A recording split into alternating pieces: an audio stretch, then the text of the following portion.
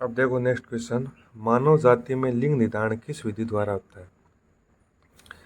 X x x Y था ना, तो एक्स एक्स एक्स जीरो है नहीं, जेड डब्ल्यू नहीं है, एक्स एक्स भी नहीं है, केवल एक्स एक्स और एक्स वाई है।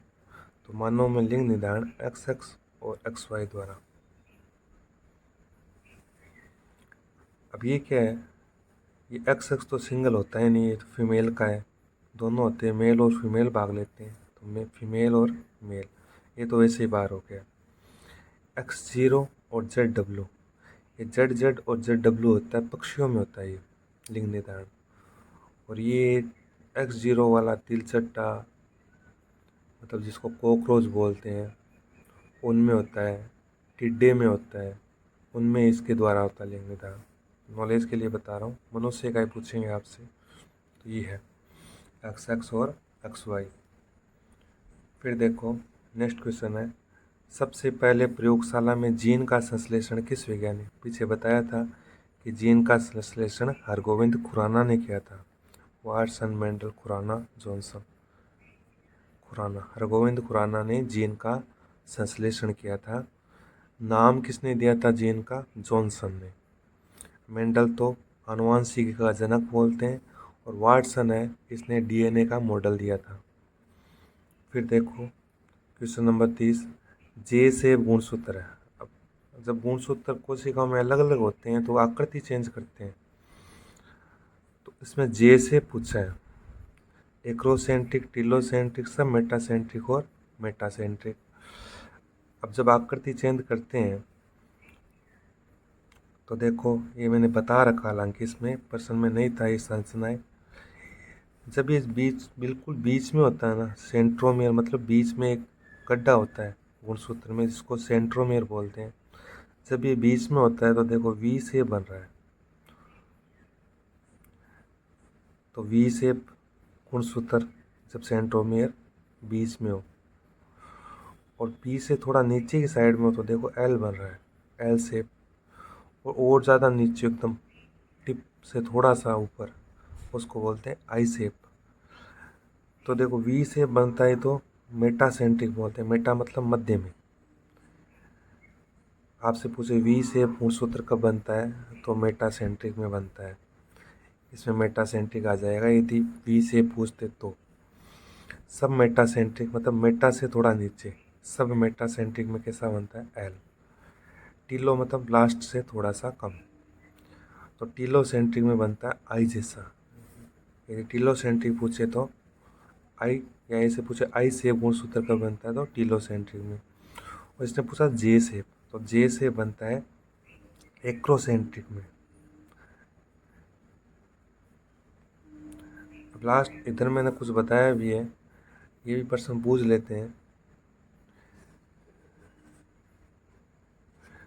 ये देखो, गुणसूत्र को जब अभिरंजित करते हैं ना, तो कहीं कहीं तो गहरे अभिरंजित होते हैं, कहीं कहीं हल्के अभिरंजित होते हैं।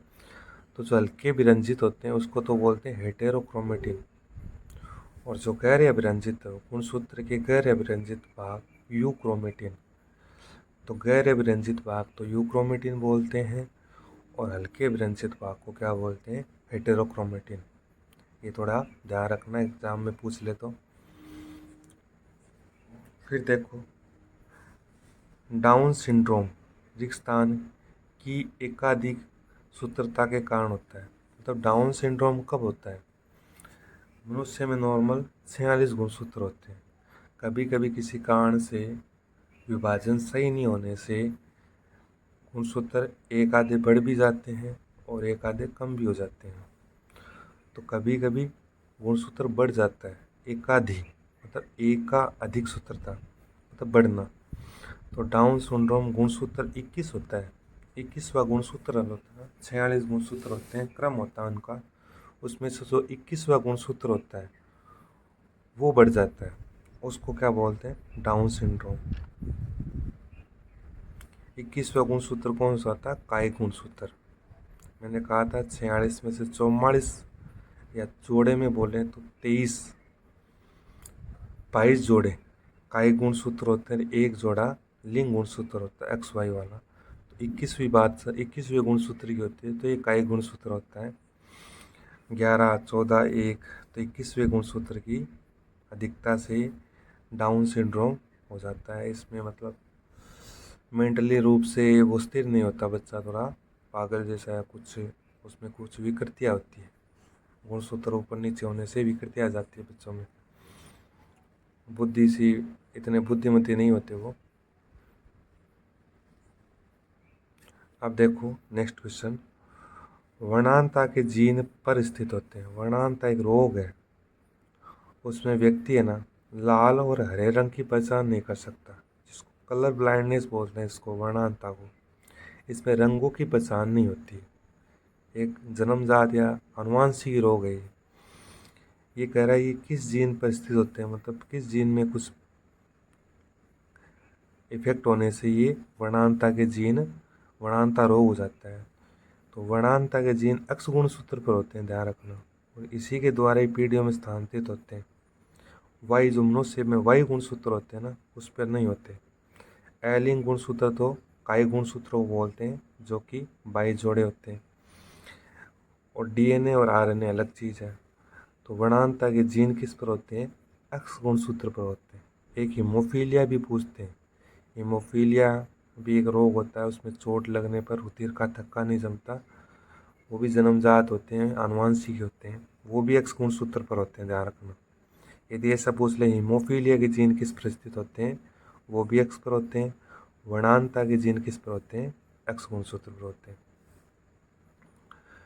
फिर देखो लास्ट क्वेश्चन है इस चैप्टर का, ये चैप्टर खत्म हो जाएगा। इसमें MCQ भी हो गया, मैंने एक्सप्लेन भी कर दिया पूरा चैप्टर। इसके बाद नेक्स्ट चैप्टर में चलेंगे, अब 2 ही चैप्टर बचे हैं।